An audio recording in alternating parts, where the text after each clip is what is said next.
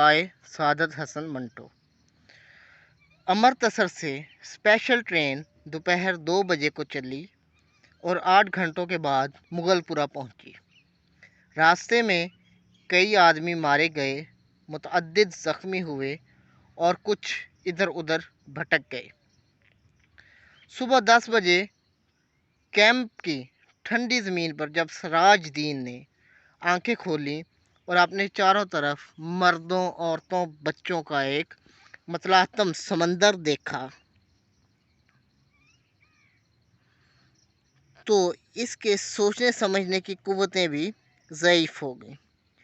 वो देर तक गदले आसमान को टिकटिकी बांधे देखता रहा। यूं तो कैंप में हर तरफ शोर बरपा था, लेकिन बूढ़े सिराजुद्दीन के कान में जैसे बंद थे।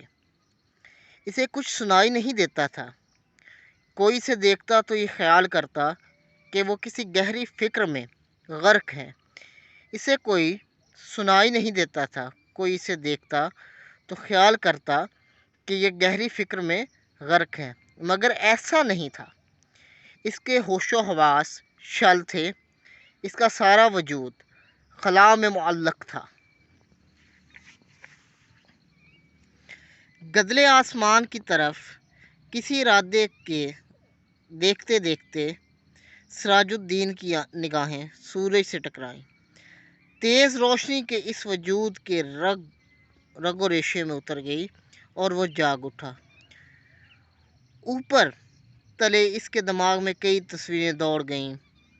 लूट, आग, भागम भाग, स्टेशन, गोलियां, रात और सकीना। सिराजुद्दीन एकदम उठ खड़ा हुआ और पागलों की तरह इसने अपने चारों तरफ फैले हुए इंसानों के समंदर को खंगालना शुरू किया। पूरे 3 घंटे वो सकीना सकीना पुकारता कैंप की खाक छानता रहा, मगर इसे अपनी जवान इकलौती बेटी का कोई पता न मिला। चारों तरफ एक धांधली सी मची थी। कोई अपना बच्चा ढूंढ रहा था, कोई माँ, कोई बीवी, कोई बेटी। सिराजुद्दीन थक हार कर एक तरफ बैठ गया और हाफजे पर जोर देकर सोचने लगा, सकीना इससे कब और कहाँ जुदा हुई। लेकिन सोचते सोचते इसका दिमाग सकीना की माँ की लाश पर जम जाता है, जिसकी सारी अंतड़ियाँ बाहर निकली हुई थी, और इससे आगे वो और कुछ ना सोच सकता। सकीना की माँ मर चुकी थी। इसने सिराजुद्दीन की आंखों के सामने दम तोड़ा था, लेकिन सकीना कहाँ थी, जिसके मुतल्लक इसकी माँ ने मरते हुए कहा था, मुझे छोड़ दो और सकीना को सकीना को लेकर जल्दी यहाँ से भाग जाओ। सकीना इसके साथ ही थी। दोनों नंगे पांव भाग रहे थे। सकीना का दुपट्टा गिर पड़ा था। इसे उठाने के लिए इसने रुकना चाहा, मगर सकीना ने चिल्लाकर कहा, अब्बा जी छोड़िए। लेकिन इसने दुपट्टा उठा लिया था। ये सोचते सोचते इसने अपने कोट की उभरी हुई जेब की तरफ देखा और इसमें हाथ डालकर एक कपड़ा निकाला। सकीना का वही दुपट्टा था, लेकिन सकीना कहाँ थी। सिराजुद्दीन ने अपने थके हुए दिमाग पर बहुत जोर दिया, मगर वो किसी नतीजे पर ना पहुंच सका। क्या वो सकीना को अपने साथ स्टेशन ले आया था? क्या इसके साथ ही गाड़ी में सवार थी? रास्ता में जब गाड़ी रोकी गई थी और बुलवाई अंदर घुस आए थे, तो क्या वो बेहोश हो गया था? वो सकीना को उठाकर ले गए थे। सिराजुद्दीन के दिमाग में सवाल ही सवाल थे, मगर कोई जवाब नहीं था। इसको हमदर्दी की ज़रूरत थी, लेकिन चारों तरफ जितने इंसान फैले हुए थे, सबको हमदर्दी की ज़रूरत थी। सिराजुद्दीन ने रोना चाहा, मगर आंसुओं ने इसकी मदद न की। आंसू जाने कहाँ गायब हो गए थे। 6 रोज़ बाद जब होशो हवास किसी कदर दुरुस्त हुए, तो सिराजुद्दीन इन लोगों से मिला जो इसकी मदद के लिए तैयार थे। 8 नौजवान थे जिनके पास लारी थी, बंदूकें थीं। सिराजुद्दीन ने इनको लाखों दुआएं दी और सकीना का हुलिया बताया। गोरा रंग है और बहुत ही खूबसूरत है। मुझ पर नहीं, अपनी माँ पर थी उम्र 17 बरस के करीब थी। आंखें बड़ी बड़ी, बाल स्याह, दहने गाल और मोटा सा तिल। मेरी इकलौती बेटी है, ढूंढ लाओ, तुम्हारा खुदा भला करेगा। रजाकार नौजवान बड़े जज्बे के साथ बूढ़े सरायदीन को यकीन दिलाया कि अगर इसकी बेटी जिंदा हुई तो चंद ही दिनों में इसके पास होगी। आठों नौजवानों ने कोशिश की। जान हथेली पर रखकर वो अमृतसर गए। कई औरतें, कई मर्द, कई बच्चों को निकाल निकाल कर इन्होंने महफूज मकामों पर पहुंचाया। 10 दिन गुजर गए मगर इन्हें सकीना कहीं ना मिली। एक रोज वो इसी खिदमत के लिए लारी पर अमृतसर जा रहे थे कि छह हर्टा के पास सड़क पर इन्हें एक लड़की दिखाई दी। लारी की आवाज़ें सुनकर वो बिजकी और भागना शुरू कर दिया। रजाकारों ने मोटर रोकी, सब के सब इसके पीछे भागे। एक खेत में इन्होंने लड़की को पकड़ लिया। देखा तो बहुत खूबसूरत थी, दाहिने गाल पर तिल था। एक लड़के ने इसे कहा, घबराओ नहीं, क्या तुम्हारा नाम सकीना है? लड़की का रंग और भी जर्द हो गया और इसने कोई जवाब न दिया। लेकिन जब तमाम लड़कों ने इसे दम दिलासा दिया, इसकी वहशत दूर हुई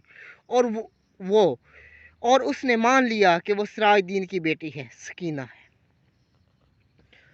8 रजाकार नौजवानों ने हर तरह सकीना की दिलजोई की।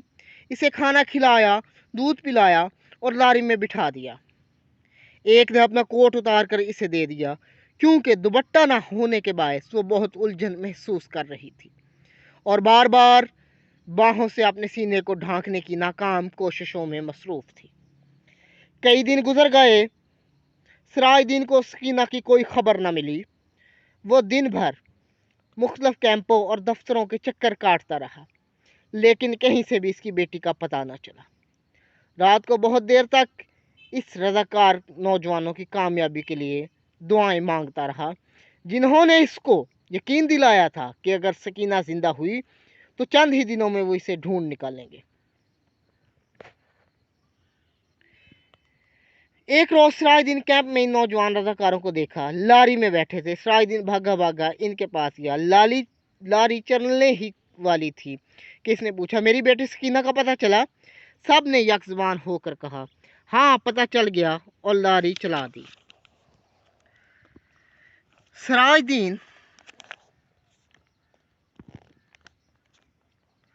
सरायदीन ने फिर इन नौजवानों की कामयाबी के लिए दुआ मांगी और इसका जी किसी कदर हल्का हो गया। शाम के करीब कैंप में जहां सरायदीन बैठा था, इसके पास ही कुछ गड़बड़ सी हुई। 4 आदमी कुछ उठाकर ला रहे थे।